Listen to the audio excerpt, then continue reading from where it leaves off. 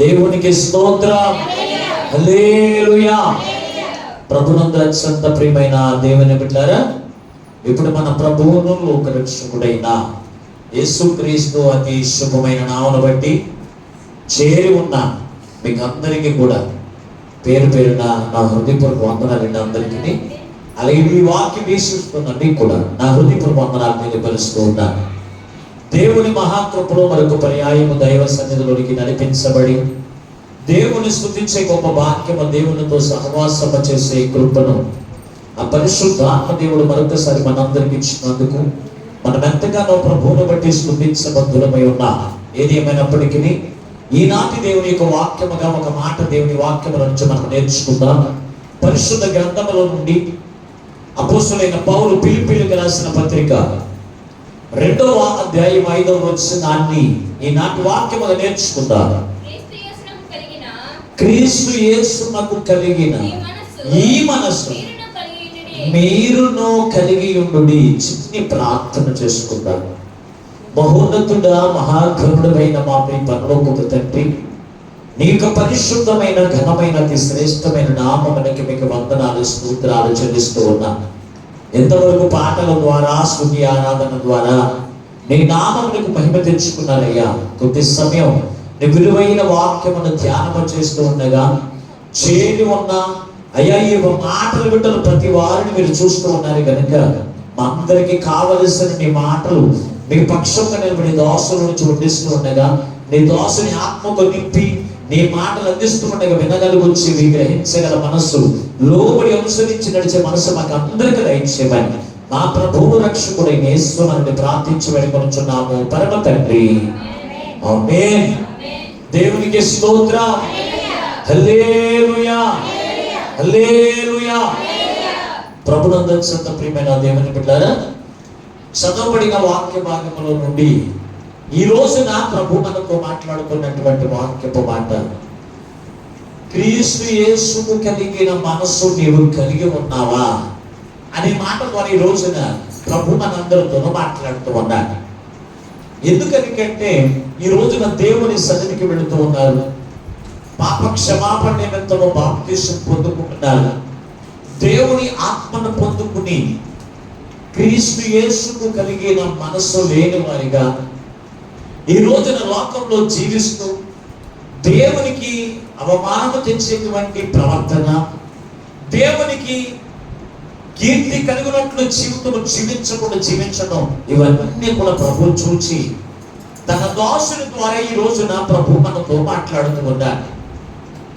క్రీస్తు యేసుకు కలిగిన మనసు ఎంతమందికి తెలిసింది? ఇక్కడ ఉన్న వాళ్ళకి యేసు క్రీస్తు యొక్క మనసు నాకు తెలిసింది అన్నవాడు చేతులు ఎత్తని ఒకసారి. యేసు ప్రభు యొక్క మనసు ఏంటి? ఎవరు లేదా? యేసు క్రీస్తు యొక్క మనసు ఏంటి?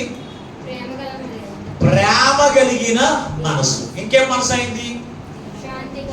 అసలు ఇక్కడ ఉన్న వాళ్ళకి ఎవరికి తెలియదు అనమాట. అసలు ప్రార్థనకు వస్తారండి మీరు, దేవుళ్ళు ఎదిగిన వాళ్ళేనా?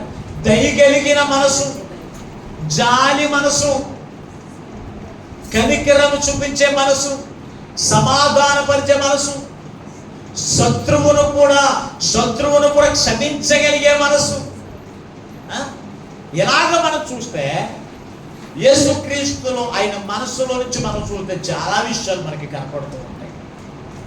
ఈ మనస్సుతో కలిసి మనం ఇంకే మనస్సు కలిగి ఉండాలంటే అనేకుల కొరకు శ్రమలు అనుభవించే మనసు కూడా కలిగి ఉండాలి. యేసుక్రీస్తుకు మనసు ఏంటంటే అనేకుల యొక్క రక్షణ కొరకు ఆయన శ్రమ అనుభవించే మనసు క్రీస్తు యేసుకు కలిగిన మనసు. ఆ మనసు మీరు కూడా కలిగి ఉండండి అన్నాడు. మీరు అంటే ఎవరు? దేవుని ప్రజలమైన మనము, దేవుని ఆత్మను పొందుకున్న మనము. ఈ మనసు ఖచ్చితంగా ప్రతి వారు కూడా కలిగి ఉండాలి. ఈ మనసు ఎంతమందికి ఉంటుంది అంటే, దయ చూపించే మనసు కనపడదు, శత్రువుని క్షమించే మనసు కనపడదు, సమాధానపరిచే మనసు కనపడదు, కనికరం చూపించే మనసు కనపడదు. రాళ్ళ హృదయం లాంటి కఠినత్వము కలిగిన మనసు మనం కలిగి ఉంటూ నేను దేవుని యొక్క రాకడలో ఎత్తబడతాను అనే ఆలోచన ఈ రోజున సంఘాలు కలిగి ఉన్నాయి. దేవుడు ఎవరిని పడితే వారిని అంగీకరించడు. దేవుడు అంగీకరించాలి అంటే క్రీస్తు యేసుకు కలిగిన మనసు నీవు కలిగి ఉండాలండి. క్రీస్తు యేసుకు కలిగిన మనసు ఏమిటో తెలుసా? ఆయన ప్రయోజనం కొరకు చూసుకోలేదు. ఆయన ప్రయోజనం ఏంటంటే దేవాది దేవుడితో సమాన అనుభవము కలిగిన వాడై ఉండి, దేవుడితో సింహాసనం మీద కూర్చుని ఉండి, దేవదూతలతో నిత్యము కూడా ఆయన కొనియాడబడుచున్నటువంటి ఆ యొక్క గొప్ప అంతస్తును విడిచిపెట్టి ఈ లోకంలోకి ఎందుకు వచ్చాడు తెలుసా? మనమందరం కూడా నశించుకోవడం ఆయనకి ఇష్టం లేదు.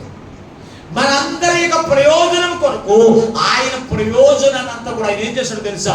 వదులుకుని ఈ లోకానికి వచ్చి నీ కొరకు నా కొరకు ఆయన ఏం చేయమన్నాడు తెలుసా అంటే ఆయన శిక్షను అనుభవించి తన ప్రాణమును పెట్టి రక్షణ భాగ్యమును దేవుడు మనకిచ్చి ఆయన కలిగిన మనసు మీరు పొందుకోండి అని ఆయన మనసును దేవుడు మనకిస్తే ఆయన మనసును మనం పొందుకున్నామండి.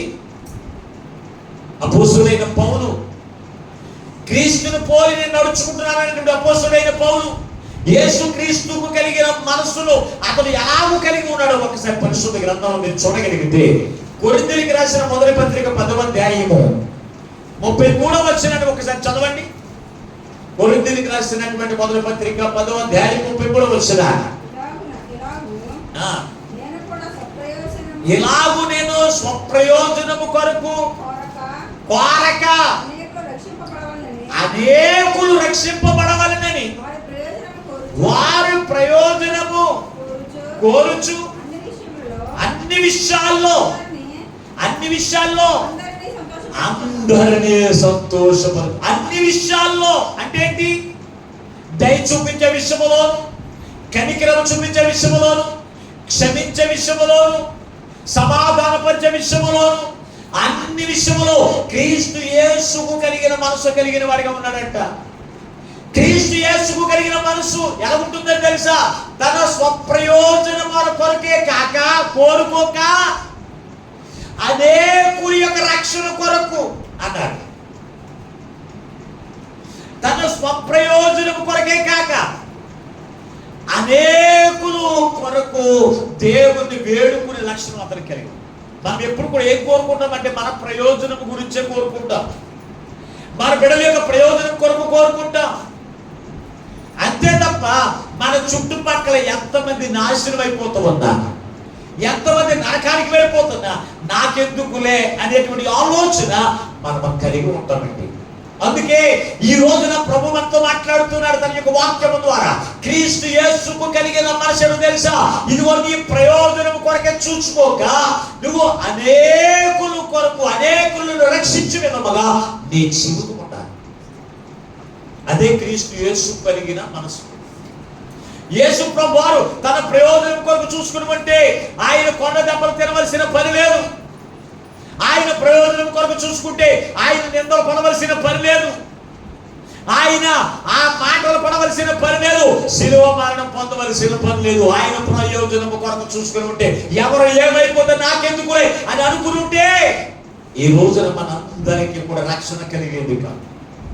మనందరి యొక్క రక్షణ కొరకు క్రీస్తు శ్రమ పడినా పర్వాలేదు అనుకున్నాడు, క్రీస్తు నిందలు పడినా పర్వాలేదు అనుకున్నాడు, క్రీస్తు అవమానాలు పడినా పర్వాలేదు అనుకుని మనందరి ఎలాగైనా నా ప్రజలు రక్షించాలి. ఎవరు మాట్లాడితే నాకెందుకులే, ఎవరు నన్ను నిందిస్తే నాకెందుకులే, ఎవరు నన్ను గాయపరిస్తే నాకెందుకులే అనుకుని అందరి రక్షణ కొరకు ఆయన ఏం చేశాడో తెలుసా? అందరి ప్రయోజనం కోరుకున్నవాడు కనుక ఆయన క్రీస్తు పరలోకమును విడిచిపెట్టి నీ కొరకు నా కొరకు ఈ లోకంలోకి వచ్చాడు. అదే మన అపోస్తలుడైన పౌలు పొందుకున్నాడు. ఆ మనసు కలిగి తన యొక్క ప్రయోజనం కోరుకోకుండా అనేకుడి యొక్క రక్షణ కొరకు తన యొక్క ఉద్యోగమును విడిచిపెట్టాడు, తన కుటుంబమును విడిచిపెట్టాడు, తన పనులు విడిచిపెట్టాడు. ఎవరు నిందించినా, ఎవరు పేకటంతో కొట్టినా, ఎవరు గుద్దినా, ఎవరు దోషణకరమైన మాటలు అన్నా అన్ని సహిస్తూ ఎలాగైనా అందరూ రక్షించాలి. ఎంత గొప్ప మనసు! ఇది క్రీస్తు యేసు కలిగిన మనసు. ఆ మనసు మనం కలిగి ఉంటామా? ఆ మనసు మనం కలిగి ఉండాలి. అనేకుల రక్షణ కొరకు, అనేకుల యొక్క ప్రయోజనం కొరకు నీ పనులు కూడా విడిచిపెట్టాలి. కొన్ని సందర్భాలు అనేకుల కొరకు నీకున్నటువంటి చెడు తలంపులు విడిచిపెట్టాలి, చెడు క్రియలు విడిచిపెట్టాలి, చెడు ఆలోచనలు విడిచిపెట్టాలి. ఇవి మనం కలిగి ఉన్నామా? లేదు. ఈ రోజున క్రీస్తు యేసుకు కలిగిన మనసు కలిగిన వారు ఎవరు పరిశుద్ధ గ్రంథములు అంటే, పరిశుద్ధ గ్రంథములు ఒక చక్కని వ్యక్తి మనకి కనపడుతూ ఉన్నాడు. ఆయన పేరు ఆ యొక్క అహరోను యొక్క మనవడైన ఫినెహాసు. పరిశుద్ధ గ్రంథములో మీరు చూడగలిగితే చక్కని మాటలు ఉన్నాయి అతని గురించి. సంఖ్యాకాండం 25వ అధ్యాయము, సంఖ్యాకాండము 25వ అధ్యాయము 10వ వచనాన్ని ఒకసారి చదవండి. అప్పుడు యెహోవా మోషేకు ఎలాగో ఆజ్ఞాపించాడు, యాజకుడైన అహరోను మనవడును ఎలియాజరు కుమారుడునైన ఫినెహాసు వారి మధ్యను నేను వారవలేని దానిని, తాను నేను వారవలేని దానిని అతను వారవలేని విధముగా ఇశ్రాయేలు మీద నుండి నా కోపం మళ్ళించను గనుక నేను వారవలేక ఉండి ఇశ్రాయేలును నశింపచేయలేదు. చూడండి, ఇక్కడ ఫినెహాసు మనకి కనపడుతూ ఉన్నాడు. ఈ ఫినెహాసు ఎవరంటే అహరోను యొక్క కుమారుడైన ఎలియాజరు యొక్క కుమారుడు ఎవరంటే ఫినెహాసు. ఇతడు దేవుడు వారవలేని విధముగా ఇతడు కూడా వారవలేని వాడిగా ఉన్నాడు. అసలు ఏం చూసి వారవలేకపోయాడు ఇతడు అనేది మీకు అర్థం అవ్వడానికి జ్ఞాపకం చేస్తూ ఉన్నాడు.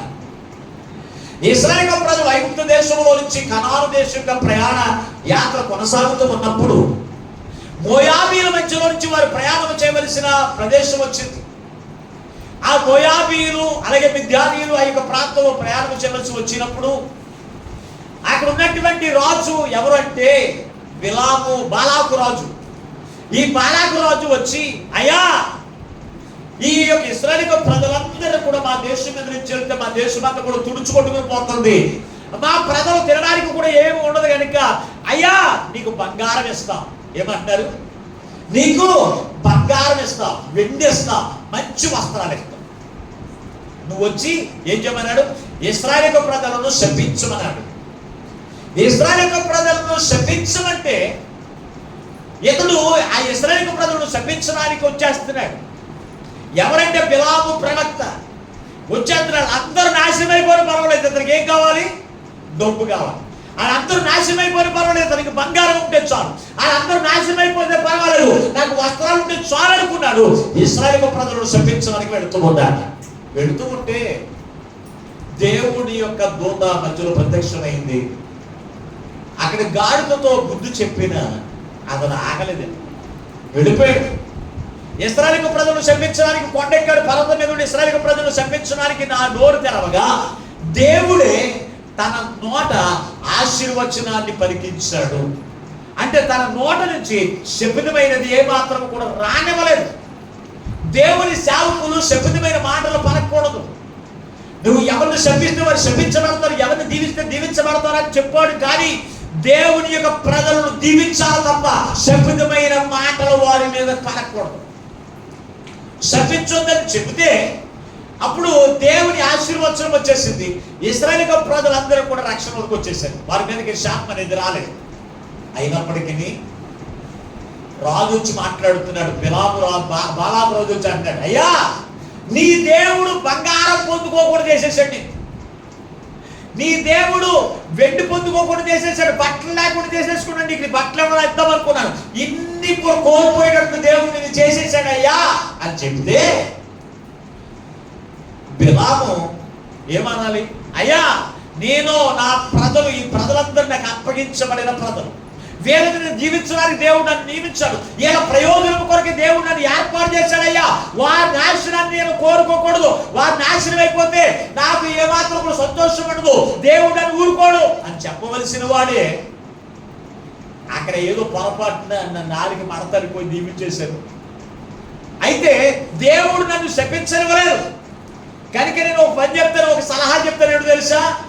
నేను చెప్పిన మాట ఏంటి? ఇశ్రాయేలు ప్రజలు దేవుడే నాశనం చేసేస్తాడు. ఆ మిద్యానీయులతో వివాహం జరిగించి, ఆ మిద్యానీయులతో పాపము చేయించి, వారితో వ్యభిచారం చేయించి, వారు విగ్రహారాధన చేసేటట్లు వీరిని కూడా విగ్రహారాధన చేయించగలిగితే, వారు వ్యభిచారం చేసేటట్లు ఇశ్రాయేలు ప్రజలు కూడా వ్యభిచారం చేయించగలిగితే దేవుడు ఊరుకోడు అని చెప్పాడు అని ప్రేరేపించాడంట. పరిశుద్ధ గ్రంథంలో మీరు చూడగలిగితే ప్రకటన గ్రంథము 2వ అధ్యాయం 14 వచ్చిన ఒకసారి చదవండి. ప్రకటన గ్రంథం 2వ అధ్యాయం 14 వచ్చిన అయినను అవేమనగా విగ్రహములకు బలి ఇచ్చిన వాటిని తిననట్లు, జారత్వము చేయునట్లు, ఇశ్రాయేలీయులకు ఉరివగ్గమని బాలాకునకు నేర్పిన బిలాము బోధ అన్నాడు. బిలాము ఏం బోధించాడంట? అయ్యా, ఇశ్రాయేలు ప్రజలు నశించుకోవాలి అంటే నువ్వు చేయవలసిన పని ఏంటో తెలుసా? వారిని విగ్రహారాధన చేసేటట్లు చేయి. వారు నశించుకోవాలంటే ఇశ్రాయేలు ప్రజలు ఇదిగో వారు వ్యభిచారం చేసేటట్లు పురుగొల్పమను అని బోధించాడు. ఆ బోధ చేస్తే ఈ బోధ విన్నటువంటి ఆ రాజు ఏం చేశాడో తెలుసా? ఇప్పుడు మరలా ఈ సంఖ్యాకాండం 25వ అధ్యాయం మొదటి 2 వచ్చిన చెప్పండి. సంఖ్యాకాండం మొదటి 2 వచ్చిన ఇశ్రాయేలీయులు ప్రజలు మోయాబు రాణులతో వ్యభిచారం చేయసాగిరి. ఆ స్త్రీలు తమ దేవతల బలులకు ప్రజలను పిలవగా వీరు భోజనము చేసి ఆ దేవతలకు నమస్కరించిరి. అట్లు ఇశ్రాయేలు బయల్పెయులతో కలుసుకొనున్నందున వారి మీద యెహోవా కోపము రగులుకొనెను. అప్పుడు యెహోవా మోషేతో ఇట్లనెను, నీవు ప్రజల అధిపతులందరినీ తోడుకొని యెహోవా సన్నిధిని సూర్యునికి ఎదురుగా. చాలండి, ఒకసారి మీరు ఇంకా 9వ వచనం చదవండి. 24,000 మంది ఆ తెగులు చేత చనిపోయారు. 24,000 మంది ఆ తెగులు చేత చచ్చిపోయారంటే చాలు, దేవునికి స్తోత్రం. ఎవరి వల్ల 24,000 మంది చచ్చిపోయారంటే బిలాము ప్రవక్త వల్ల. బిలాము యొక్క బోధ ఎటువంటిదో తెలుసా? ఇశ్రాయేలు ప్రజలను పురుగొల్పుతూ ఉన్నారు. ఏమైనా తెలుసా? అయ్యా, నీ ప్రజలు వ్యభిచారం చేసినట్లు చేయగలిగితే, ప్రేరేపించగలిగితే, విగ్రహములకు బలి ఇప్పించిన వాటిని అర్పించగలిగితే దేవుడికి కోపం వచ్చాడు. దేవుడే చెప్పేస్తారయ్యా, నేను చంపించక్కర్లేదు. ఎవరి ప్రయోజనం కోరుకున్నాడు? ఎందుకు? తన స్వప్రయోజనము కొరకు డబ్బు కావాలి, అతనికి బంగారము కావాలి, ఇంకా వస్త్రాలు కావాలి. కానీ ఇశ్రాయేలు ప్రజలు నాశనం అయిపోతుంది. నాకెందుకులే, నేను క్షేమకరంగా ఉండాలి, నేను ఒక ప్రయోజకుడు అయిపోవాలి, ఒక ఉన్నతమైన స్థితిలో ఉండాలనుకుంటాను. అనుకుంటే ఆ రాజు వెళ్ళి పురుగొల్పడం ప్రారంభించాడు. వ్యభిచారులారా, ఇశ్రాయేలు ప్రజలు ఉన్నారు కదా, వారిని కూడా వ్యభిచారులుగా చేసాడు, వారితో పాపం చేసేయండి అన్నాడు. పాపం చేయడం మొదలెట్టారు. అలాగే ఆ స్త్రీలు ఆ మిద్యానీయులు చేస్తున్నటువంటి ఆ బలి అర్పించినటువంటి ఆ పదార్థాలు, భోజన పదార్థాలు వీళ్ళకి పెడతా ఉంటాడు, తినేస్తున్నారు. వీళ్ళ తినేయడం వల్ల వీళ్ళ మీదకి దేవుని కోపము రగులు కొనగా తెగులు వారి మీదకి వచ్చేసిందంట. తెగులు వారి మీదకి వచ్చేసింది. ఆ తెగులు చేత అనేక మంది నశించిపోతున్నారు. ఎంతమంది అంటే అక్కడ సంఖ్య రాశాడు, 24,000 మంది అప్పటికి చచ్చిపోయారంట. 24,000 మంది చనిపోతే, 24,000 మంది చనిపోతే మిగిలిన వారికి ఏమి పట్టనట్లు, ఇశ్రాయేలు ప్రజలకు ఏమి పట్టినట్లు ఎవరు గొడవలు చూసుకుంటారు తప్ప ఆ తెగులు ఆపేటువంటి ప్రయత్నం కానీ, ఆ తెగులు ఆగాలంటే నేను ఏమి చేయాలంటే ఆలోచన కానీ ఎవరికి లేదు. ఎవరికి లేకపోతే ఒక వ్యక్తి అక్కడ ఫినోహస్ అనేటువంటి వ్యక్తి బయలుదేరాడు. 6వ వచనం చదవండి ఒకసారి. 6వ వచనం నుంచి చదవండి ఒకసారి. ఇదిగో మోషే కన్నుల ఎదుటను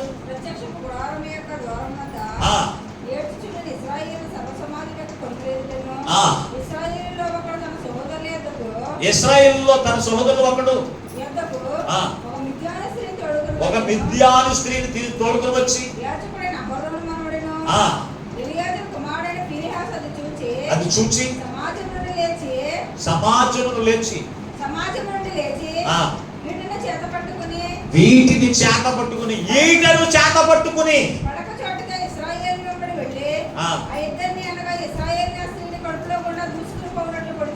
పొడిచేది. తెగులు నిలిచిపోయిన దేవునికి స్తోత్రం. హల్లెలూయా. ఈ తెగులు ఎవరి మీద? ఇశ్రాయేలు ప్రజల మీద ఉందంట. ఇశ్రాయేలు ప్రజల మీద ఉంటే ఇశ్రాయేలులో ఒకడు మిద్యాని ఒక స్త్రీతో పాపము చేస్తూ ఉన్నాడు, వ్యభిచారం చేస్తూ ఉండగా ఈ యొక్క అహరోను యొక్క మనవడు ఉన్నాడు కదా, ఎలియాజరు కుమారుడు అయినటువంటి ఫీనెహాసు, ఇతడు బయలుదేరంటే ఒక ఈట పట్టుకుని బయలుదేరాడంట. ఒక ఈట పట్టుకుని బయలుదేరి ఆ వ్యభిచారం చేస్తూ ఉండగా ఆ నిద్రని ఈట తీసుకుని పొడిచి సమాజం అందరూ కూడా చూస్తూ ఉండగా అక్కడ పడేశాడు. పడేస్తే ఆ తెగులంతా కూడా ఒక్క దెబ్బకి ఆగిపోయింది. ఆ తెగులంతా ఒక్క దెబ్బకి ఆగిపోయింది. ఆగిపోతే అప్పుడు దేవుడని యెహోవా మోషేతో మాట్లాడుతున్నాడు. 10వ వచనం నుంచి ఏమన్నాడు తెలుసా? అయ్యా, నేను వారవలేని దానిని, ఫీనెహాసు కూడా వారవలేకపోయి ఏం చేశాడంట? ఖండించాడు అన్నాడు. అక్కడ ఖండించాడు అన్నాడు. అక్కడ దేవుని బిడ్డలారా, దేవుడు దేని చూసి వారవలేడు తెలుసా? నువ్వు విగ్రహాల అర్పణ నువ్వు తింటూ ఉంటే ఆయన ఎలా వస్తుందో తెలుసా? అయ్యో నా కుమార్తె, అయ్యో నా కుమారుడు, ఇదిగో ఇదిగో చేయకూడనటువంటి పనులు వాళ్ళు చేస్తూ ఉన్నారు. చేస్తూ వారి మీదకి వారి ఉగ్రత తెచ్చుకుని నరకానికి పోతారని ఆయన బాధపడుతున్నాడు తప్ప ఈ రోజున పక్క నుండి చూసిన నీవు ఎవరన్నా అక్కడ అటువంటి విగ్రహార్పితాలు తినేటువంటి వారిని కానీ, లేకపోతే వ్యభిచారం చూస్తూ చేస్తున్నటువంటి వారిని చూసి వారిని ఖండించే మనసు ఈ రోజున దేవుని ప్రజలకు ఉందండి? ఉందా? ఎందుకు లేదు అంటే వాళ్ళని అడిగితే వాళ్ళు ఏమంటారో, నీకెందుకు అంటారో తెలీదు, నీ గొడవ నువ్వే చూసుకుంటారో తెలీదు. అందుకే ఎవరిని కూడా అడగరు. వాళ్ళు నాశనం అయిపోతున్నా మనం ఏం చేస్తామో తెలుసా? నేను పరలోకానికి వెళ్తే చాలులే, నా ఎదురుకు నాకు తినేసి చచ్చిపోయిన పర్వాలేదు, నరకానికి వెళ్ళిపోయిన పర్వాలేదు అనుకుంటావో తప్ప వారికి బోధిస్తావా క్రీస్తుని కూర్చున్న వాక్యము? లేదు. ఎప్పుడు చూసిన నీ ప్రజలు నేను బాగోవాలి, నా కుటుంబం బాగోవాలనుకుంటావు తప్ప నీ ఎదుట అంతమంది వ్యభిచారులుగా ఉంటే, అంతమంది దోషకులుగా ఉంటే, అంతమంది అబద్ధికులుగా ఉంటే, అంతమంది అసూయపరులుగా ఉంటే, అంతమంది చెడు ప్రవర్తన కలిగిన జీవితం కలిగి ఉంటే నీ మనసు ఎలా ఒప్పుకుంటుంది? క్రీస్తు యేసు మనసు అది కాదండి. క్రీస్తు యేసుకు కలిగిన మనసు అది కాదండి. దేవుని ఆత్మ చేత నడిపించబడుతూ ఉన్నాడు. ఎవరు తెలుసా? ఫీనెహాసు. దేవుని దైవజనుడు మోషే చెప్తున్న వాక్యాన్ని బట్టి, దానిగా దైవజనుడు ఆ రోజు చెప్తున్నటువంటి వాక్యాన్ని బట్టి బలపరచబడినటువంటి ఎవరు? ఫీనెహాసు. ఎవరు కూడా మోషే కానీ అహరోను కానీ నువ్వు వెళ్ళి ఈ తెగులు ఆగడానికి నువ్వు ఏం చేయాలని చేయమని చెప్పలేదండి. అలా చూచి ఆగలేకపోయాడు. ఎంతమంది నశించిపోతూ ఉంటే నేను ఎలా పడుకోగలను అనుకున్నాడు. క్రీస్తు యేసుకు కలిగిన మనసు అది. అంతమంది నాశనానికి వెళ్ళిపోతూ ఉంటే, అంతమంది నరకానికి వెళ్ళిపోతుండే యేసుక్రీస్తు ప్రభువు ఎలాగైతే ఆగలేక ఆయన పరలోకంలో నుంచి లోకంలోకి వచ్చి నిన్ను నన్ను రక్షించడానికి తన్ను తానే తన యొక్క శరీరము, తన యొక్క ప్రాణం ఎలాగైతే అర్పించుకున్నాడో అతడు ఎవరు ఏమనుకుంటే నాకెందుకులే అని అనుకున్నాడు. అనుకుని ఏం చేశాడు? దేవుని కొరకు, దేవునికి ఇశ్రాయేలు ప్రజల కొరకు అతడు ఏం చేశాడు తెలుసా? అర్పించుకోడంట. అర్పించిన వాడు అయి ఉన్నాడంట. చదవను ఒకసారి 10 వచనం నుండి కింద చదవను ఒకసారి 13 వరకు. అప్పుడు యెహోవా మోషేకి ఇలా ఆజ్ఞాపించెను. యాజకుడైన అహరోను మనవడు ఎలియాజరు కుమారుడైన ఫీనెహాసు వారి మధ్యలో నేను వారవలేని దానిని అతడు వారవలేకపోవడం ద్వారా ఇశ్రాయేలీయుల మీద నుండి నా కోపము మళ్ళించెను గనుక నేను వారవలేక ఇశ్రాయేలీయులను నశింపచేయలేదు. కాబట్టి నీవు అతనితో ఇట్లను నా సమాధాన నిబంధనను చేర్చున్నాను. అది నిత్యమైన యాజక నిబంధన కలిగి ఉండును.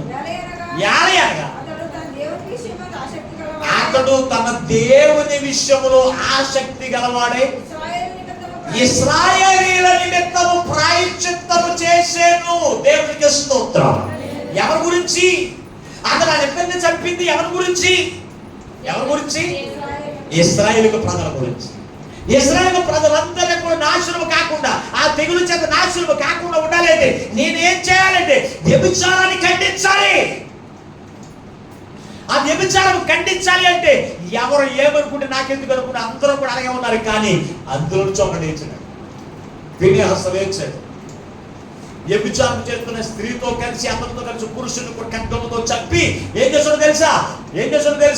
ఆ వ్యభిచారాన్ని అంతటితో ఆపేశాడంట. ఇశ్రాయేలు ప్రజలు వ్యభిచారం లేకుండా చేసిన వ్యక్తి ఎవరు తెలుసా? ఈ ఫినెహాసు. అదే క్రీస్తు యేసుకు కలిగిన మనసు.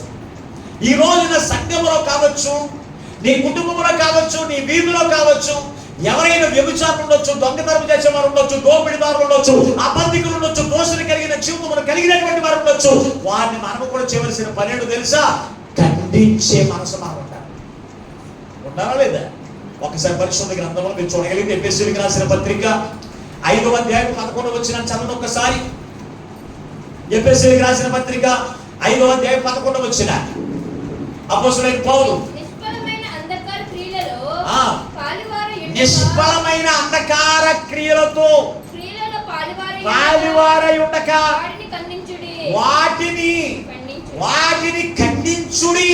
ఖండించమనడా ఖండించుద్దనడా? ఏటిని ఖండించాలి? నిష్ఫలమైన అంధకార క్రియలు. అంధకార క్రియలు తెలుసా? అది వ్యభిచారము, దొంగతనము, దూషణ, అబద్ధాలు, మోసాలు, స్వార్థం, ఇవన్నీ కూడా ఏమి తెలుసా? నిష్ప్రయోజనకరమైన అంధకార క్రియలు. వీటిని మనం ఏం చేయాలి తెలుసా? ఖండించే వరగా ఉండమన్నాడు. అంతేగాని వాటితో నీవు పాలివారై ఉండక అన్నాడు. అంటే వారితో మనం కలిసిపోకూడదు, కలిసిపోకూడదండి. ఇశ్రాయేలు ప్రజలు ఉన్నారు, ఈ పక్కన మిద్యానీయుల్లో ఇందులో వ్యభిచారం చేసేవాళ్ళు ఉన్నారు. వారితో కలిసిపోయి దేవుని కోపానికి, దేవుని ఉగ్రత వారి మీదకి వచ్చేటట్లు వారు చేసుకున్నారు. వారు చేసుకోవడం వల్ల ఇశ్రాయేలు ప్రజలు అనేక మంది తెగులు చనిపోతున్నారు. ఈ రోజున నీవు కలిసిపోతున్నావా లేకపోతే ఖండించే వరకు ఉంటున్నావా? మన సంఘంలో కొంతమంది అంటారు, అయ్యా అలా చేస్తూ ఉంటే మనం చేయకూడదు కదండి, నేను వేరేగా ఉంటున్నానండి, నేను మాట్లాడినండి, అది ఏం చేసినా నేను మాట్లాడినండి. ఏంటంటే అది వ్యభిచారం చేసినా అని ఖండించే మనసు నీకు ఉండదు. విగ్రహార్పితాలు తినకూడదని నీకు తెలిసినా ఆ తింటూ ఉంటే నువ్వు తిని కానీ నేను తినకూడదు అంటామా? ఏమంటామా? నేను తినకూడదు, నువ్వు తిను అంటే మనం ఖండించం. ఏం చేద్దాం? ప్రోత్సహిద్దాం. నువ్వు తిను, నువ్వు చెయ్యి. ఎంత గొప్ప భక్తి మంది. మన సుమన్రత్న ఎక్కడికి వెళ్ళింది చెప్తే అక్కడ అంటుంది నేను ఆడుతూ నేనేమి తినలేదండి, అలా చేసిన నేను చేయలేదండి. ఆయన చెయ్యకపోతే నువ్వేం చేశావు? సుమన్రత్న ఒక్కదాని గురించి కాదు, ఇక్కడ చాలా మంది ఉన్నారు ఇటువంటి వార్తలు నాకు చెప్పేవాడు. దేవుని బిడ్డలారా, మీరు ఆలోచన చేయండి. ఒక వ్యక్తి ఆయన నరకానికి వెళ్ళిపోయేటువంటి పనులు చేస్తూ ఉన్నప్పుడు ఖండించే మనసు నీకు ఉండాలి. ఆయన నిందించిన, అవసరమైతే నిన్ను కొట్టినా తిట్టినా నువ్వు మాటలు పడాలండి. పడతారండి? ఎవరు పడతారు మాటలు? ఎవరు పడతారండి? ఖండిస్తే ఊరుకునే లక్షణం ఉండదు. ఈ రోజు దేవుని యొక్క మందిరానికి వెళ్తావు కానీ నువ్వు పాపం యొక్క జీవితంలో కఠినమైన మనసు, అంధకార తలంపులు కలిగిన జీవితం నువ్వు జీవితం ఉంటే ఎదుటి వారు దేవుని యొక్క ఆత్మ చేత నింపబడి ఖండిస్తే అవి నీలో నుంచి తొలగించుకునే మనసు నీకు ఉండదండి. నువ్వు ఇంకా క్రైస్తవుడు, క్రీస్తు మనసు నీది పడదు. ఎలా చెప్పుకోగలుగుతున్నామండి? ఎలా చెప్పుకోగలుగుతున్నావు? అవన్నీ కూడా ఖండించుకోకపోతే, అవన్నీ మన జీవితంలో ఉంటే మనం ఎక్కడికి వెళ్ళిపోతామో తెలుసా? నరకానికి వెళ్ళిపోతామండి. అవి మనలో చంపేసుకోవాలి. మనం పరిశుద్ధ గ్రంథంలో రాసిన చూడండి ఒకసారి. కొలస్సీ పత్రిక 3వ అధ్యాయం 5వ వచనం. కొలస్సీలకు రాసిన పత్రిక 3వ అధ్యాయం 5వ వచనం. కావున భూమి మీద ఉన్న మీ అవయవములను అనగా చూడండి, మీ అవయవములు అనగా జారత్వమును, అపవిత్రతను, కామాతురతను, దురాశను, విగ్రహారాధనైన ధనాపేక్షను ఏం చేయాలంట? ఏం చేయాలంట? మాట్లాడలేదండి. ఆ నోరు తెరవండి. మీరు చెప్పుకోకపోతే తప్పుకోలేదు, నేను చెప్పిందో చెప్పండి. ఏం చేయాలంట? అబ్బే చంపేస్తారంటే నన్ను చంపేంత సాధారణ నోరు అసలు గట్టిగా వస్తలేదు. స్వరం దేవునికి స్తోత్రం. ఏం చేయాలంట? అసలు ఊరుకోదండి, బయటకు వస్తే ముట్టుకెళ్ళేసేస్తే. ఏం చెప్పారు? మీ అవయవములను అనగా అని చెప్పేమన్నాడు, జారత్వమును, అపవిత్రతను, కామాతురతను, దురాశను, విగ్రహారాధనైన ధనాపేక్షను ఏం చేయాలంటే, ఇప్పుడు ఏమైనా చంపేసుకున్నారు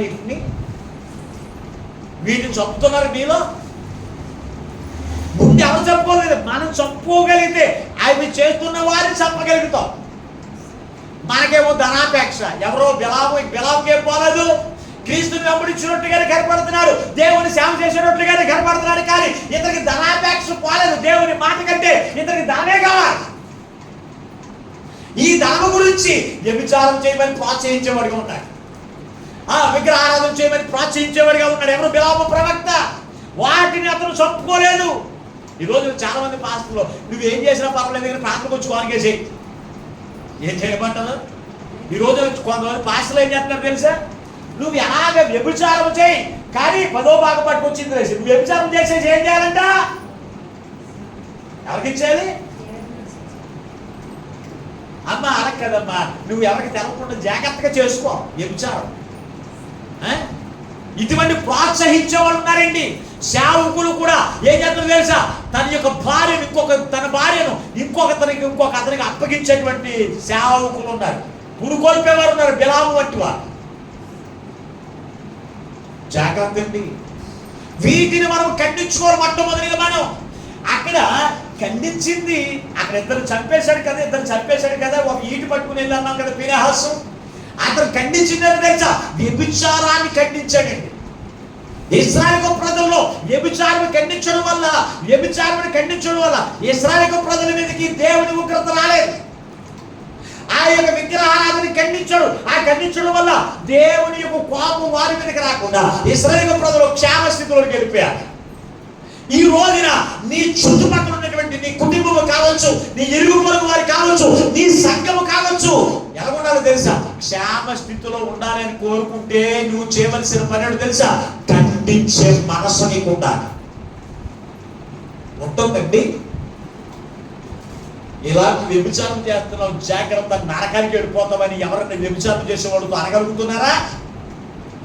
అన్నారండి. నేను అన్నానండి అన్న కూడా ఇక్కడ ఉన్నవాడు ఎవరైనా చేతులేస్తండి. అటువంటి భక్తి యేసు ప్రభువు మనసు మీకు ఉందనుకుంటాను నేను. కొంతమందికి భయం, భావన లాంటి వాళ్ళకి ముందే భయం. ఎందుకు లేదు నాకు మనకి నా డోర్ ఎసులు పడిపోతారండి, అవసరమైతే కొట్టేస్తే నేను ఎంత చిన్నగా ఉంటాను దాన్ని నన్ను బాధ చేస్తారండి అనుకుంటాను. ఖండించే వరకు మనం ఉండాలండి. ఖండించే మనస్తత్వం మనకు ఉండాలి. యేసుక్రీస్తు ప్రభువు వారు ఎవరు వ్యభిచారం చేస్తున్నారు, ఎవరు ఏం చేస్తున్నా ఖండించాడా? బుద్ధి చెప్పకుండా వదిలేశాడా? అది రాజైనా పేదవాడైనా ఎవరినైనా ఖండించే మనసు యేసుక్రీస్తు కలిగిన మనసు. యాహాను ఉన్నాడు. యాహాను గారు అక్కడ హేరోదు రాజు తన యొక్క మరదలైనటువంటి తన భార్య యొక్క సహోదరుతో వ్యభిచారం చేస్తూ ఉన్నాడు. హేరోదు రాజు చేస్తూ ఉంటే ఆ యొక్క యాహాను వెళ్ళి ఏమన్నాడు తెలుసా? రాజా, ఓ హేరోదు రాజా, నువ్వు చేస్తున్నది వ్యభిచారం, దేవునికి లెక్క అప్పగించాలి, జాగ్రత్త అన్నాడంతే. ఆ హేరోదైనా భయపడ్డాడు, కానీ ఆ వ్యభిచారం చేస్తున్న స్త్రీకి మాత్రం భయపడి పగెట్టేసుకుందంతే. ఈయన ఎప్పుడైనా చంపేద్దాం అనుకుంది. తన కుమార్తెతో నాట్యం చేయించింది. నాట్యం చేస్తే రాజు అడుగుతాడు కదా, నీకు ఏం కావాలో? యాహాన్ గారు తలకాయ కూరేసుకున్నదండి. ఏం కోరుకోమంది? యాహాన్ తలకాయ కోరుకుంది. తలకాయ నరికిచ్చేసిందండి. ఎవరిని? ఖండించిన వాడికి బహుమానం ఏంటి తెలుసా? శ్రమ. ఆ శ్రమలు మనం పడతామా? ఆ నిందలు మనం పడతామా? ఆ అవమానాలు మనం భరిస్తామా? భరించాలని యేసుక్రీస్తుకు కలిగిన మనసు నీకుంటే నువ్వు శ్రమైన, గాయమైన, అవసరమైన అవమానాలైన, నిందలైన భరించడానికి నువ్వు రెడీగా ఉంటావు. నా నిమిత్తము మిమ్మల్ని నిందించినప్పుడల్లా మీరు ధన్యులు, మీ పరలోకంలో మీ భాగ్యం ఇంకా పెరుగుతుందని ఎందుకు చెప్పాడు తెలుసా? యేసుక్రీస్తుకు కలిగిన మనసు నువ్వు కలిగి ఉండాలి. అందరూ నాకెందుకు అనుకుంటే, ఫీనెహాసు కూడా నాకెందుకు అనుకుంటే ఇశ్రాయేలు ప్రజలందరూ కూడా నాశనం అయిపోయేవారు. ఎందుకో తెలుసా? అయిపోయేవారండి. వారు నాశనము కాకుండా దేవుడు అసహించుకున్న జీవితాల నుంచి మెరుగుపరిచేది ఎవరు తెలుసా? ఫీనెహాసు. మనకు దుష్టక్రియలు కలిగిన జీవితం మన సంఘంలో ఉంటే దేవుడు సంఘాన్ని ఇష్టపడండి. పరిశుద్ధ గ్రంథంలో కీర్తనకారుడు ఒక మాట రాసుకున్నాడు, చదవండి ఒకసారి. కీర్తనకారుడు 26వ కీర్తన 5వ వచనాన్ని చదవండి ఒకసారి. 26వ కీర్తన 5వ వచనం. దుష్టుల సంఘము నాకు అసహ్యము. దుష్టుల సంఘము నాకు అసహ్యము. అసహ్యము. భక్తిహీనుల సాంగత్యము ఏంటంటే దుష్టుల సంఘము నాకు అసహ్యము. భక్తిహీనులతో సాంగత్యము చెయ్యను. భక్తిహీనులతో నేను సాంగత్యము చెయ్యను. ఏ సంఘము? సంఘం గురించి మాట్లాడుతున్నాడు. దుష్టుల సంఘం. సంఘంలో ఎవరు ఉండకూడదు? సంఘంలో ఎవరు ఉండకూడదు? మాట్లాడేటండి. ఎవరు ఉండకూడదు? దుష్టులు అంటే ఎవరు? ఇప్పుడు దుష్టులు అంటే ఎవరు? దుష్టుడు అని ఎవరు అంటారంటే సాతాన్ని అంటారు. సాతానికి ఉన్న లక్షణం అంటే అల్లరికర్త. ఇంకా చాలా ఉన్నాయి. దోషకరమైన మాటలు, అబద్ధికుడు, అబద్ధికులు, వ్యభిచారులు, దొంగతనం చేసేవారు, దోపిడీదారులు, వీళ్ళందరూ ఎవరు? దుష్టులే. ఈ దుష్టుల సంఘం అంటే దేవునికంట అసహ్యం అంట. సంఘంలో ఎవరు ఉండకూడదు? ఇప్పుడు మన సంఘంలో ఎవరు ఉండకూడదు? మాట్లాడరే. ఎవరు ఉండకూడదు? దుష్టులు ఉంటే దేవుడు అసహించుకుంటాడు తప్ప మన సంఘాన్ని నీ కొరకు సిద్ధపరిచిన మనం ఒక రాజ్యాన్ని పొందుకోవాలనుకుంటారు దుష్టులు ఉంటేను. చెప్పండి ఒకసారి. దుష్టులు ఉండకుండా ఉండాలి అంటే మన సంఘంలో ఎవరిని వ్యభిచారం చేస్తున్నా, దోషణకరమైన మాటలు మాట్లాడుతున్నా, దొంగతనాలు చేసేవారు ఉన్నా, వ్యభిచారులు ఉన్నా, తాగుబోతులు ఉన్నా, నువ్వు చేయవలసిన పని తెలుసా? ఖండించేవారు అనుకుంటా. ఖండిస్తున్నారండి? ఖండిస్తున్నారా? ఆదివారం అది ఏదో మీ బాధపడ్డాక బైబిల్ పట్టుకుని ఇలాగ వచ్చేస్తున్నాను, మరలా వెళ్ళిపోయి ఇంటికాడ పెట్టేస్తున్నాను, నేను పరలోకం వెళ్ళిపోతానంటే ఎలాగెళ్తావు నువ్వు? నిన్ను ఇష్టపడాలి. నిన్ను ఇష్టపడాలంటే నీ సంఘం కూడా ఎలా ఉండాలి? సంఘం కూడా ఎలా ఉండాలి? ఒకదానితో పోల్చలేదండి. నిన్ను ఒక్కరిని వేరుపాటు చేయలేదు. నీ సంఘము కూడా ఎలా ఉండాలి? పరిశుద్ధమైన పవిత్రమైన సంఘముగా ఉండాలి. నన్ను చాలా మంది తిట్టుకుంటానండి. సేవకుల సదస్సులో కూడా తిట్టుకుంటాను. ఎందుకంటే వాక్యం ఎలా ఉంటుందంటే ఖండించి బుద్ధి చెప్పేటట్టే ఉంటుంది. పాపం చేసేవాళ్ళు సరి చేసుకోవాలి తప్ప తిట్టుకోవడం ఎందుకు? నన్ను తిట్టుకోవడం ఎందుకు? యేసుప్రభు వెళ్ళాడు, ఆవిడ అంటాడు సమరస్ తిరుగుతా అంటాడు, నీకు ఇప్పటికే 5 భర్తలు ఉన్నాడు, మళ్ళీ ఇంకొకటి దగ్గర తగులుకున్నావు నువ్వు. అప్పుడు అన్నప్పుడు ఇప్పుడు ఏమనాలి? నా భర్తలు చూడు నీకెందుకు, నా దగ్గరికి ఎంతమంది వస్తే నీకెందుకు అని దెబ్బలాడిందా? చెప్పండి ఒకసారి. అయ్యి బాబు నువ్వు తెలుసుకో అని ఏం చేసింది? తన వ్యభిచారపు మనసును ఆమె తొలగించుకుంది. ఆయన బుద్ధి చెప్పడం వల్ల, ఖండించడం వల్ల ఆమె మనసు మార్చుకుంది. ఆమె ఒక్కదాని వల్ల సమరీయులందరినీ కూడా క్రీస్తు యొద్దకు నడిపించి రక్షణ భాగ్యం పొందుకునేటట్లు చేయగలిగింది ఎవరో తెలుసా?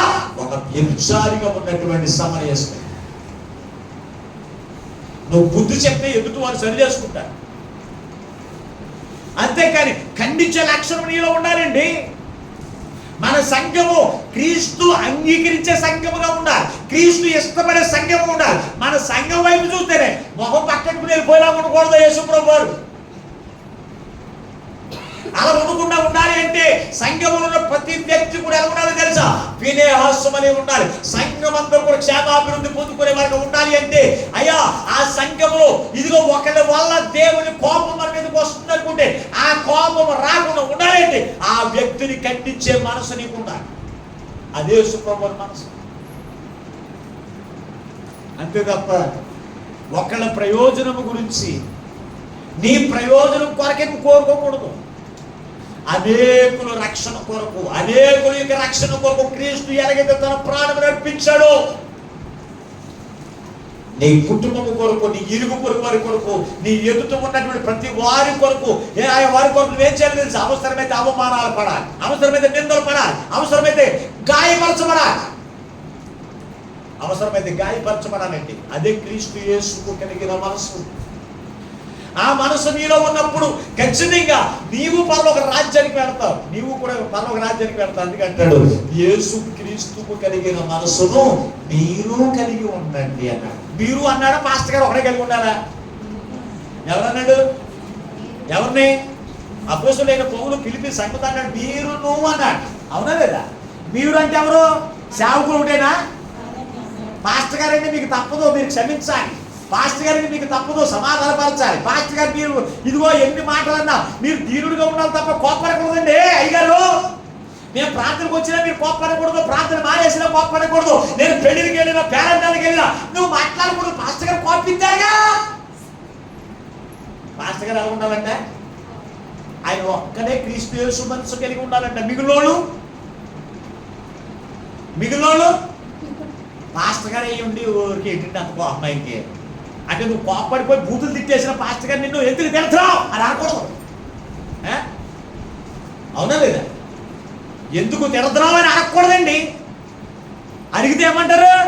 ఆమె పాస్టర్వేనా? పాస్టర్ గారికి కోపమా? పాస్టర్ గారు తగ్గిపోడదా? ఈరోజు పెద్ద పాస్టర్ ఎందుకు ఇంకా పెరిగిపోతాయి మాటలు. ఎందుకంటే పాస్టర్ గారు ఏం అనకూడదు, ఆయన ఒక్కడే యేసు ప్రభువు మనసు ఉండాలి. మిగిలిన వాళ్ళందరూ ఉండాలి దెయ్యాల మనసా?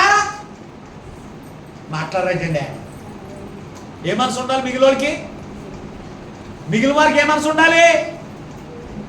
అసలు నువ్వు అంటారు అసలు వాక్యమే అర్థమవుతుందా లేదు? దేవదూతలు మాస్తో మాట్లాడుతున్నాను నేను ఇక్కడ. మిగిలిన వారందరూ కూడా ఏ మనసు కలిగి ఉండాలి? యేసుక్రీస్తుకు మనసు. అసలు నోరు లేనట్టే ఉన్నారండి, ఎంత బుద్ధిమంతులా ఉన్నారండి. ఇంటికాడ మీ మాటలు ఎలాగా మీ భర్తలకి చెవులంతా రక్తాలు వచ్చేస్తూ ఉంటే ఇక్కడ ఒక్క మాట మాట్లాడలేకపోతున్నారా? హార్ట్ అటాక్లు, షుగర్లు, బీపీలు కొంతమంది భార్యల వల్ల వచ్చేస్తాయి. అంటే ఆ మాటలంతా కఠోరంగా ఉంటే అతను చచ్చిపోతారు. వాళ్ళ మాటలు చచ్చిపో అంటారు మళ్ళీ. ఇటువంటి భార్యలు ఉన్నారు, భర్తలు కూడా ఉన్నారండి. ఇది క్రీస్తు యేసుకు కలిగిన మనసుగా దెయ్యాల మనసు. ఆ దెయ్యపు మనసును మనం ఏం చేయాలి? ఖండించేసుకోవాలి, మనలో చంపేసుకోవాలండి. మనలో చంపేసుకోవాలి.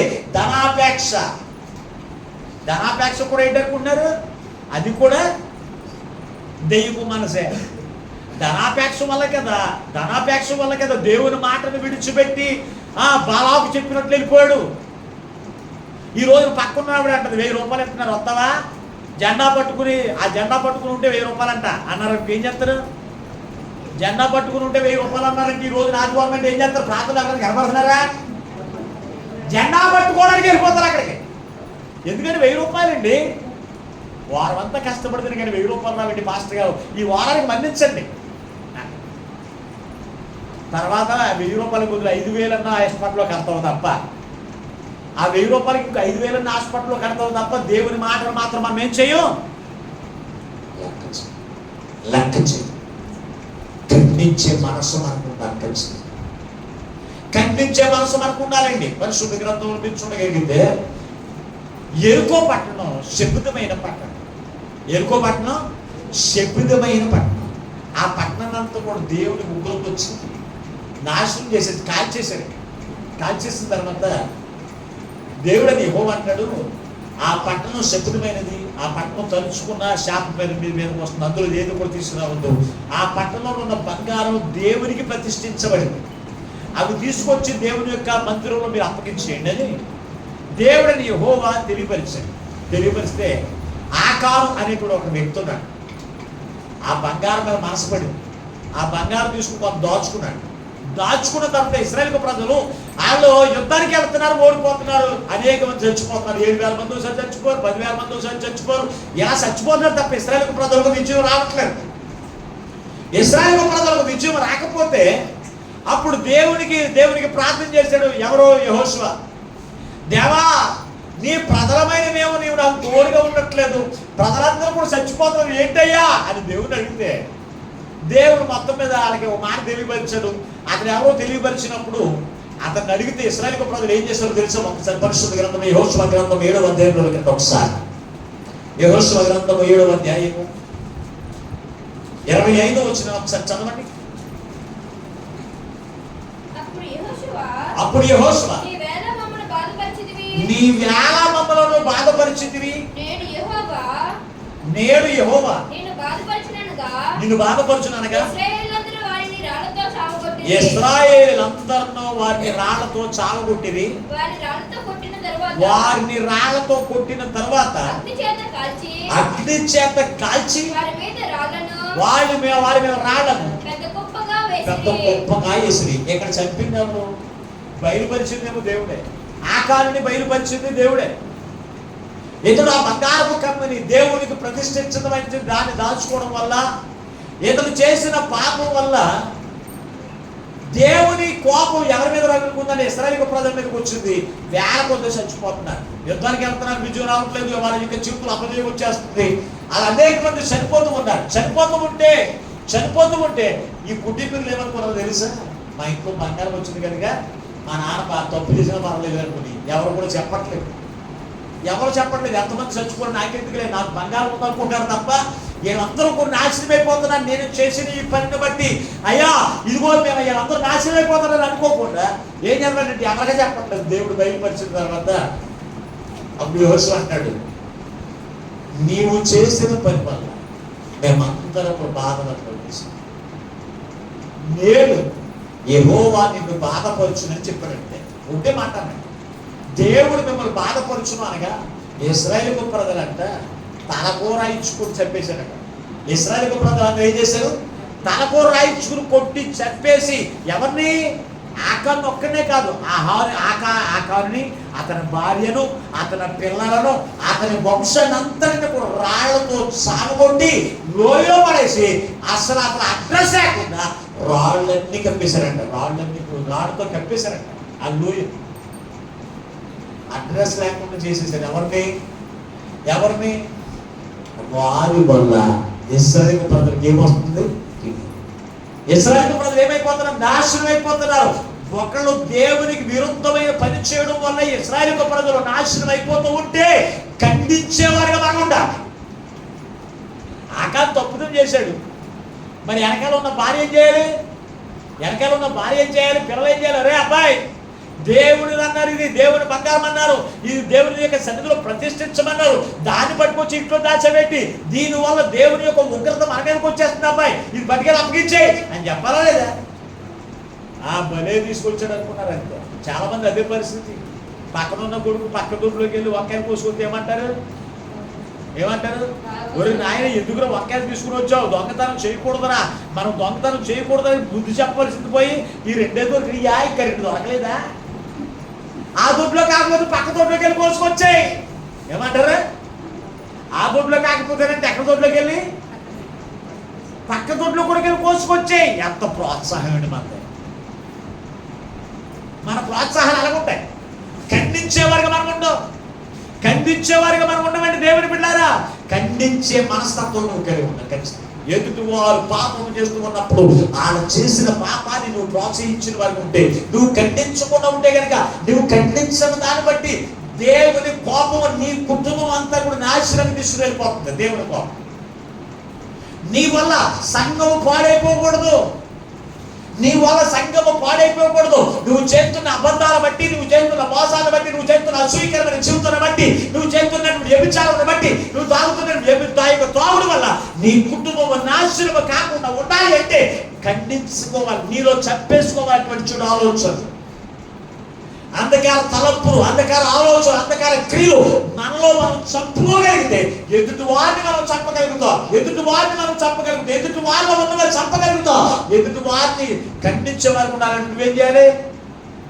నీలో చంపు. నువ్వు తాగుపోతే, ఒరే నువ్వు తాకరా, నువ్వు తాగుతూ మనం చచ్చిపోతావు అన్నాడు అనుకో, తాగేవాడే. వీడు తాగుతూ ఎదుటి వాడిని నువ్వు తాగొద్దురా, నువ్వు చచ్చిపోతావు అంటే ఆడు వీడి మాట ఎక్కడ వింటాడు? నేను వ్యభిచారం చేస్తూ ఎదుటి వారిని వ్యభిచారం చేయొద్దంటే ఎవరంటారు? నువ్వేమో అబద్ధాలు ఆడుతూ ఎదుటి వారిని అబద్ధాలు ఆడొద్దంటే ఎవరంటారు? నువ్వేమో దోషకరమైన మాటలు మాట్లాడుతూ ఎదుటి వారిని దూషించవద్దని ఎలా బోధించగలవు?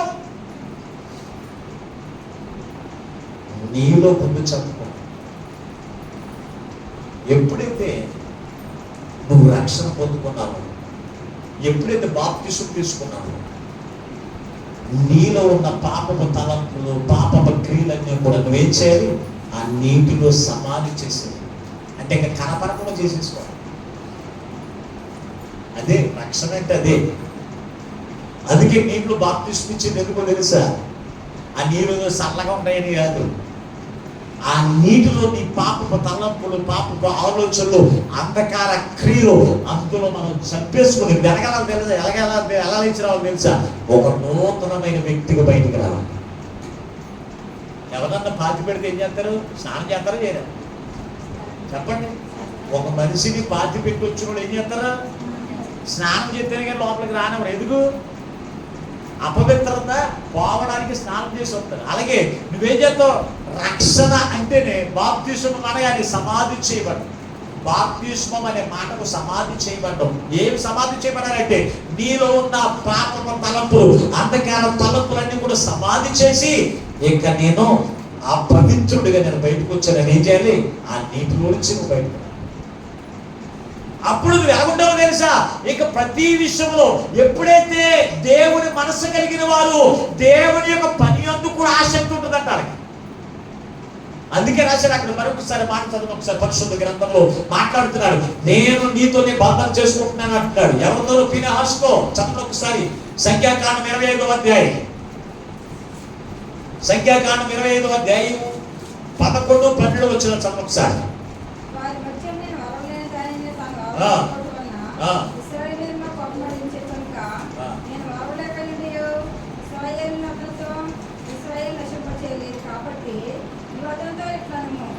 నీవు అతనితో ఇట్లనము, నేను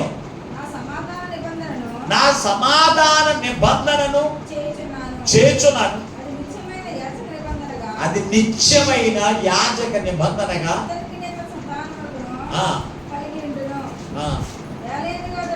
యాలయనగా అతడు తమ దేవుని విషయమందు ఆసక్తి కలిగిన వాడు ఇశ్రాయేలు నిమిత్తము ప్రాయశ్చిత్తము సిద్ధము చేశాడు. ఇశ్రాయేలు నిమిత్తము అతను ఏం చేశాడు? ప్రాయశ్చిత్తము చేశాడు. దేవుని విషయంలో ఆసక్తి. మనం ఏ విషయంలో ఆసక్తి ఉంటుంది? మనకి ఆసక్తి దేని మీద ఉంటుంది చెప్పండి ఒకసారి. దేని మీద? డబ్బు విషయంలో ఆసక్తి, పనుల విషయంలో ఆసక్తి, కుటుంబ విషయంలో ఆసక్తి, అన్నిటి మీద ఆసక్తి ఉంటుంది. కానీ దేవుని విషయంలో మనకి ఆసక్తి ఉంటుందా? మందిరానికి వెళ్ళే విషయంలో కావచ్చు, దేవుని యొక్క పని విషయంలో కావచ్చు. యేసుక్రీస్తు కూడా ఆయనకి ఆసక్తి అంత కూడా ఏంటి తెలుసా? దేవుని పని విషయం మీద ఆసక్తి. పొద్దున్న నుంచి సాయంత్రం వరకు దేవుని స్వార్థ ప్రకటించి, దేవుని బాగు చేసి, రాత్రి వాళ్ళందరి కొరకు 5 తెలుసు ఒలివ కొండ దగ్గరికి వెళ్ళి ప్రార్థన చేసేవాడు. దేవుని పని విషయంలో అతను ఆసక్తి కలిగినటువంటి వాడుగా ఉన్నాడు. తమ దేవుని విషయమందు ఆసక్తి కలిగిన వాడంట ఫీనెహాసు. అందుకే ఇశ్రాయేలు నిమిత్తం ప్రాయశ్చిత్తం చేశాడు. అంటే ఇశ్రాయేలు నిమిత్తం నీవు పాపమును చంపేవారిగా ఉండాలి అంటే దేవుని ప్రజల్లో పాపమును చంపేవారిగా ఉండాలి అంటే, నరకములో పోతున్న వారిని పాపము చంపేవారిగా ఉండాలి అంటే నీవు యేసుక్రీస్తుకు కలిగిన మనసును కలిగి ఉండాలి. అటువంటి వారితో దేవుడు నిబంధన చేసుకుంటాడంట. సమాధి నిత్యమైన నిబంధన అది. అంటే నిబంధన ఎవరితో చేసుకుంటారో తెలుసా? వివాహంలో నిబంధన చేసుకుంటారు ఏమో తెలుసా? ఇదిగో ఇది మొదలుకొని పెళ్లి కుమార్తె, ఈ పెళ్లి కుమారుడు దాను ఈ పెళ్లి కుమార్తె అంటారు. ఇది మొదలుకొని పెళ్లి కుమారుడు నీవాడు అని నిబంధన ఎప్పుడు వస్తుందో తెలుసా? దేవుడు ఆయన మనము బాప్తిసం తీసుకున్నంత మాత్రాన దేవుడితో మనకు నిబంధన చేసుకోలేదు. నువ్వు నాదానవు గనుక నీ కొరకు సిద్ధపరిచిన పరలోక రాజ్యము వచ్చేదానికి ఆయన నిబంధన చేసుకోవాలి అంటే, ఆయన నిబంధన చేసుకునే వారిగా ఉండాలి అంటే యేసుక్రీస్తుకు కలిగిన మనసు నీలో కనపడాలి. దేవుని పని విషయంలో ఆసక్తిని యందు కనబడి దేవుని యొక్క ప్రజల యొక్క రక్షణ కొరకు నువ్వేం చేయాలి? ప్రాయశ్చిత్తము చేసేవారిగా ఉండాలి. అంటే ఎదుటి వారిని ఖండించే మనసు నీకు ఉండాలి. అది ఉందండి. ఎదుటి వారిని ఖండించే విషయంలో ఆసక్తి నీకు ఉందా? ఎప్పుడు కూడా ఈ విషయంలో మనం ఏం చేయం? లెక్క చేయం. మన పిల్లల్ని ఖండించడానికి ఇష్టపడతాం, ఎవరిని ఏమనొద్దు, ఏమనుకోకూడదు అనుకుంటాం. ఎదుటివారు గాయపడతాడని, ఎదుటివారు బాధ వస్తుందని, ఎదుటివారికి వ్యాధులు కలుగుతుందని నువ్వు ఖండించేవారికి లేకపోతే నీవు యేసు కలిగిన మనసు నీది కాదు.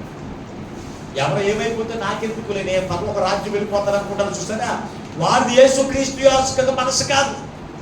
ఈ రోజున కుటుంబంలో మీరు చూస్తే మీరు ఏమనుకోవడం తెలుసా, నేను ఒక్కదాన్ని పరలోక రాజ్యం వెళ్తే పర్వాలేదు, నా భర్త నరకానికి పోయినా పర్వాలేదు, నా పిల్లలు నరకానికి పోయినా పర్వాలేదు, నా ఇరుగు పొరుగు నరకానికి పోయినా పర్వాలేదని ఎన్ని కుటుంబానికి ఒక్కలే వస్తారు. మనం వేరే సంఘానికి వెళ్ళి చూడండి, వేరే సంఘానికి వెళ్ళి చూడండి, కుటుంబ సమేతముగా దేవుని మందిరానికి వచ్చి ఆరాధన చేసేవాళ్ళు ఉంటారు.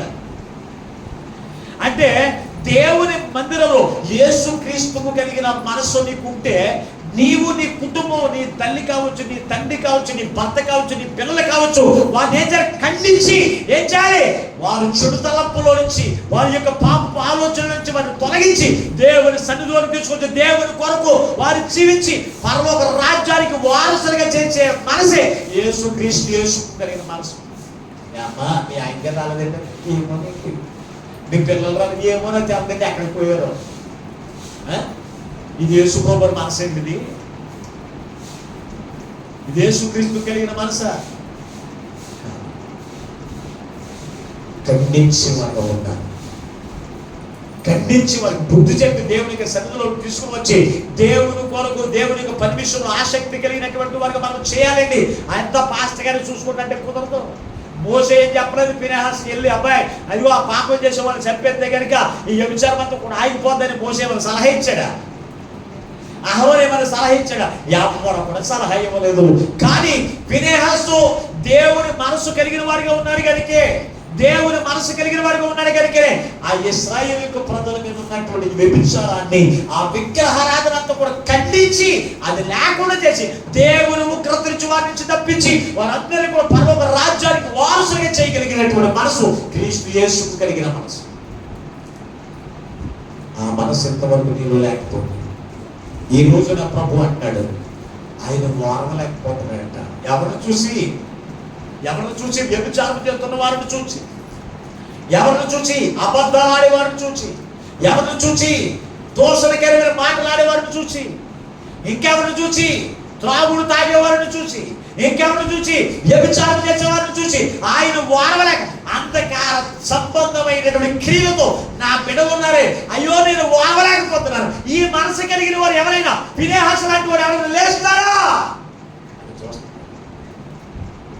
ఖండించే బుద్ధి చెప్పేవాడు ఎవరైనా లేస్తాడని చూస్తున్నాడు. ఈ రోజు ఎంతవరకు అటువంటి మనసు నీ చిత్తులో లేకపోతే, ఈ రోజున ప్రభు నీతో మాట్లాడుతున్నాడు. నీకు పరలోక రాజ్యం ఇవ్వాలంటే నీతో ఆయన నిబంధన చేసుకునేవారుగా, నీవు నా దానము నేను నీ వాణ్ణి అని ఆయన అటువంటి భరోసా సమాధాన సంబంధమైన నిబంధన చేసుకునేవారుగా నువ్వు ఉండాలి అంటే నువ్వేం చేయాలి తెలుసా? యేసుక్రీస్తుకు కలిగిన మనసును కలిగి ఉండాలి. అవునా లేదా? భర్త ఏమో చికెన్ తింటే నేను వెజ్ తింటానండి, వెజ్ తింటేనే పెళ్లి చేసుకుంటానండి అంటే కాదు. భర్తని బాగా ఇష్టపడే వాళ్ళు ఏం చేస్తారు? భర్త ఆలోచన చెప్పినే చేస్తారు. అవునా లేదు? మాట్లాడరేటండి? భర్త ఆలోచన చెప్పినే చేస్తారు. నీ కొరకు నేను ఏదైనా మానేస్తాను, నీ కొరకు నేను ఏదైనా చేయగలను అని వారు ఎవరంటే తెలుసా? ప్రేమించేవారు. నిజంగా దేవుని ప్రేమించేవారు ఆయనకున్న మనసేను తెలుసుకుని ఆయన ఎదుట మనం ఎలాగ నడవాలో, ఎలాగ ప్రవర్తించాలో, ఎలాగ జీవించాలో అలా జీవిస్తారు. ఎవరిని? యేసుక్రీస్తుని నిజంగా ప్రేమించేవారైతే, అలా ప్రేమించేవారైతే, దేవుని ప్రేమించకుండా లోకాన్ని, లోకంలో ఉన్న వాటిని ప్రేమించేవారైతే దేవుని మాట లెక్క చేయరు, దేవుని మాట ప్రకారం చేయడానికి ఇష్టపడరు. ఖండించుకోవడానికి, ఆ వారి యొక్క శరీర సంబంధమైన అలాగే సాతాను యొక్క ఈ లోకపు ఆశలన్నీ కూడా నెరవేర్చుకోవడానికి చూస్తారు తప్ప దేవుని ఆలోచన చెప్పిన జీవించడానికి ఇష్టపడరు. దేవుని కుమారుడిగా కుమార్తెగా లేకపోతే నీకు పరలోక రాజ్యాన్ని దేవుడు ఇవ్వడండి. ఆ పరలోక రాజ్యం నీకు ఇవ్వాలి అంటే నీలో అంధకార సంబంధమైనటువంటి క్రియలు నువ్వు చంపుకోవాలి. దేవుని పిల్లలు చంపేసుకోగలిగితే అవి నీ జీవితంలో కనపడకూడదు. ఆ గోరులోయలో ఎలాగైతే ఆకాను యొక్క కుటుంబం ఎలాగైతే కనపడకుండా పోయిందో, అడ్రస్ లేకుండా పోయిందో, అలాగే ఇశ్రాయేలు ప్రజలు వ్యభిచారం ఎలాగైతే కనపడకుండా పోయిందో, ఎలాగైతే విగ్రహారాధన కనపడకుండా పోయిందో, అంటే రీతిగా నీ జీవితంలో ఏం కనపడకూడదు? విగ్రహారాధన నీ జీవితంలో కనపడడానికి వీల్లేదు, చారత్వం నీ జీవితంలో కనపడడానికి వీల్లేదు, దొంగతనం నీలో కనపడడానికి వీల్లేదు, వ్యభిచారం ఏదైనా దేవుడు అసహించుకుని ఏది నీ జీవితంలో కనపడకుండా నీ జీవితం ఉంటే నీ కొరకు దేవుడు సిద్ధపరిచిన పరలోక రాజ్యాన్ని నువ్వు స్వతంత్రించు. అలా కాదు, నా ఇష్టం వచ్చినట్టు నేను జీవిస్తానండి, మీరెవరండి నాకు చెప్పడానికి అనే మనసు నీలో ఉంటే కనుక నువ్వు ఎక్కడికుంటావు తెలుసా? ఆ మండుచున్న అగ్ని గంధకాల్లో నాశనమైపోతావు. అగ్ని గంధకాల్లో నాశనమైపోతావు కనుక ఆనాడు ఫినెహాసు వలె ధైర్యము వహించి, ఎవరు ఏమనుకున్నా పర్వాలేదు, నా మీద ఏ శిక్ష వచ్చినా పర్వాలేదు, నేను దేవుని యొక్క మనసు కలిగి అనేకులను రక్షించడానికి నేను ఖండించే వారికి నేను ఉంటాను. అనేకులు నరకోకు పోకుండా వారిని ఖండించి పరలోక రాజ్యానికి నడిపించే వారికి ఉండాలి అనే తీర్మానం నీలో ఉంటే, యేసు క్రీస్తుకు కలిగిన మనసు నువ్వు కలిగి ఉండి క్రీస్తు కొరకు నువ్వు ప్రయాసపడు. అపోస్తలుడైన పౌలు ప్రయాసపడ్డాడు. తన ప్రయోజనం కోరుకోక, తన ప్రయోజనం కొరకే కోరుకోక, అనేకుల యొక్క ప్రయోజనము కొరకు కోరుకున్నవాడే అతను ప్రయాసపడి అనేకులను క్రీస్తు యొద్దకు నడిపించాడు, నరకము నుంచి తప్పించగలిగాడు. నువ్వు ఎంతమందిని తప్పించావు నరకము నుంచి? ఈ రోజున ఎప్పుడైనా పరిశీలన చేసుకో. ఈ రోజున పరిశీలన చేసుకో. ఎందరైతే అంధకార తలంపుల్లో అంధకార క్రియలతో కూలిపోయి ఉన్నారో వారిని ఖండించి వారిని వారిలో నుంచి లేకుండా చేసి క్రీస్తు యొద్దకు నడిపించి పరలోక రాజ్యానికి వారసులు ఎంతమందిని చేయగలిగారు? ఏ రోజున పరిశీలన చేశారా? పరిశీలన చేయకపోతే ఈ రోజున పరిశీలన చేసుకుని, అయ్యా నీ మనసు నాకు దయచేయండి, నీ మనసు నాకు దయచేయండి అయ్యా, నీ మనసు నాకు దయచేయండి అయ్యా. అనేకులు ప్రేమించే మనసు, శత్రువుని క్షమించే మనసు, సమాధానం పరిచే మనసు, వాడితో కలిసి అనేకుల కొరకు, అనేకులు రక్షణ కొరకు, అయ్యా ఇదిగో అనేకుల రక్షణ కొరకు నేను కోరుకుని, నేను నీ కొరకు నీ యొక్క పని విషయంలో ఆసక్తి కలిగి ఖండించే హృదయం నాకు దయచేయి. ఇప్పుడు వరకు నేను ఖండించడానికి అవమానాలు పోలవుతాను అనుకున్నానేమో, ఎంతవరకు ఖండించడానికి నిందలు పోలవుతాను అనుకున్నానేమో, ఎంతవరకు ఖండించడానికి గాయపరచబడతానని అయ్యా భయంతో నేను విడిచిపెట్టాను. అయ్యా ఈ రోజులో అయ్యా నా జీవితంలో నీకు విరోధమైనవన్నీ కూడా ఖండించుకుని వాటిని విడిచిపెట్టి, అయ్యా నీ ప్రేమను ధరించుకుని నీ పోలిక కలిగి నీ మనసు కలిగి జీవించే జీవితం నాకు దయచేయని నువ్వు ప్రభువుని కోరిక కలిగితే, ఈ రోజున క్రీస్తు యేసు కలిగిన మనసు నీకు ఇవ్వడానికి ఆయన పరలోకం నుంచి భూలోకంలోకి వచ్చేసాడు. వచ్చి ఆయన మనసు ఏంటో మనందరికి కూడా చూపించి ఆయన మనలో ఇప్పుడు ఎక్కడ ఉన్న పరలోక రాజ్యంలో ఉన్నాడు, ఆత్మస్వరూపుగా మన మధ్యలో ఉన్నాడు. ఆ మనసును ఎవరైతే నాకు కావాలనుకుంటారో వారికి క్రీస్తు యేసు నీలోనికి వచ్చి ఏం చేస్తారో తెలుసా? ఆ మనసుతో నిన్ను జీవింపజేసి క్రీస్తుతో కలిసి నిబంధన కలిగిన వారిగా ఉండి పరలోక రాజ్యంలో ఆయనతో కలిసి నిరంతరం కూడా జీవింపజేయడానికి ఆయన రెడీగా ఉన్నాడు. ఈ రోజు నువ్వు ఒప్పుకోగలి అట్టి మనసు మనందరికీ అనుగ్రహింపజేసి క్రీస్తు యేసు కలిగిన మనసుతో మనం జీవిస్తూ మన జీవితంలో పాపాన్ని ఖండించుకుని ఎదుటి వారి యొక్క పాపం ఖండించడానికి ధైర్యం వహించిన వారే క్రీస్తు యేసు వల్ల అనేకులు రక్షణలోకి నడిపించే గొప్ప భాగ్యం మన పరిశుద్ధాత్మ దేవుడు ఈ మాటను వింటున్న మనందరికీ అనుగ్రహించును గాక. ఆమేన్. ప్రార్థన చేసుకుందాం. కనుగొనవచ్చు ప్రభు మనతో మాట్లాడిన ప్రతి మాటను బట్టి దేవుడు ఈ రోజునయ్యా నీ వాక్యముల నుంచి మాతో మాట్లాడవు యేసయ్యా, నీ వాక్యముల నుంచి మాతో మాట్లాడవు అయ్యా. క్రీస్తు యేసుకు కలిగిన మనస్సును మీరు కూడా కలిగి ఉండండి అని తండ్రి నీ వాక్యము ద్వారా మాతో మాట్లాడవయ్యా. ఈ రోజునయ్యా నిన్ను మేము ధరించుకున్నాము కానీ, నిన్ను మేము కలిగి ఉన్నాము కానీ సాతాను మనసుతో, ఆ దుష్టుని యొక్క తలంపులతో, ఆ దుష్టుని యొక్క మాటలతో జీవిస్తూ అయ్యా అయ్యా నువ్వు వారలేని స్థితిలోనే నిన్ను బాధ పెడుతూనే ఉన్నామని, నిన్ను దుఃఖపరుస్తూనే ఉన్నామని తండ్రి ఈ రోజున నీ మనసు మా ఎదురు పెట్టి నువ్వు మాతో మాట్లాడవయ్యా. వెంక వర్తనాలు స్తోత్రాలని ఎవరికి వారి ప్రార్థించు. అవునయ్యా ఇశ్రాయేలుకు ప్రభువయ్యా విచారులతో కలిసిపోయి విచారణ చేస్తూ ఉండగా, విగ్రహార్పణాలు అర్పించి వారితో కలిసిపోయి వారితో పూజిస్తూ ఉండగా తండ్రి నీ కోపము నీ ఉగ్రత వారి మీదకి వచ్చింది. తెగుళ్ళు చేత 25,000 మంది చనిపోగా తండ్రి అయ్యా నీ మనసు ఇశ్రాయేలు ప్రజలు అర్థం చేసుకోకుండా జీవిస్తున్నటువంటి కారణము అయ్యా నీ మనసు ఎదిగిన వాడి కనుక అయ్యా ఆ వ్యభిచారమును ఖండించి వాడిగా ఉన్నాడు, ఆ విగ్రహార్థాన్ని ఖండించి వాడిగా అతను ఉన్నాడు తండ్రి. అందుకే అయ్యా అతడు దేవుని పని విషయమందు, తమ దేవుని పని విషయమందు ఆసక్తి కలిగిన వాడు అంటున్నావు తండ్రి. ఈ రోజున మేము నిన్ను కలిగి ఉన్నాము, కానీ నీ పని అంటేనే మాకు నిర్లక్ష్యం, నీ పని అంటేనే అయ్యా నీ సన్నిధికి రావడానికి మాకు నిర్లక్ష్యం ఆయన అశ్రద్ధ. అందుకే ఈ రోజున మాతో మాట్లాడాం, అది నీ మనసు కాదు, నీ మనసు మేము కలిగి ఉంటున్నాయి. మా ప్రయోజనం గురించి మేము చూసుకోమని ఆయన అనేకుల యొక్క ప్రయోజనం కొరకు మమ్మల్ని మేము తగ్గించుకునే వరకు మేము ఉంటామయ్యా. అనేకుల యొక్క ప్రయోజనం కొరకు శత్రువులను క్షమించే వరకు మేము ఉంటామయ్యా. అనేకుల ప్రయోజనం కొరకయ్యా మాలో ఉన్నటువంటి ఈ లోక సంబంధమైనటువంటి క్రియలు చంపుకుని నీ మనస్సు కలిగిన జీవితం మేము జీవించే వారిగా ఉంటామయ్యా. అది రోజున మాతో మాట్లాడవయ్యా అని ఎవరికి వారి ప్రార్థన చేయాలి. మహాపరిశుద్ధుడను ప్రేమ స్వరూపి అయిన మా మీ పరలోకపు తండ్రి, నీకు పరిశుద్ధమైన ఘనమైన శ్రేష్టమైన నామమునకి వందనాలు స్తోత్రాలు.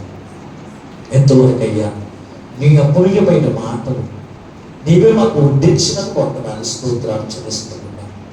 వెంటబడిన మాటలు ఏ బిడలో కూడా నైనా వ్యర్థముగా విడిచిపెట్టకుండా ప్రతి వారి హృదయంలో నీరు కట్టి ఫలింపజేసి నీ నిత్య రాకడలో ఎత్తబడి నీతో కలిసి నిరంతరం జీవింపజేసి కృపనయ్యా ప్రతి బిడ్డలకు అనుగ్రహింపజేసి మీరు మహిమను పొందమని మాతో మాట్లాడి మమ్మల్ని బలపరిచిన యేసు నుండి ప్రార్థించి వెళ్ళుకొనుచున్నాము పరమ తండ్రి.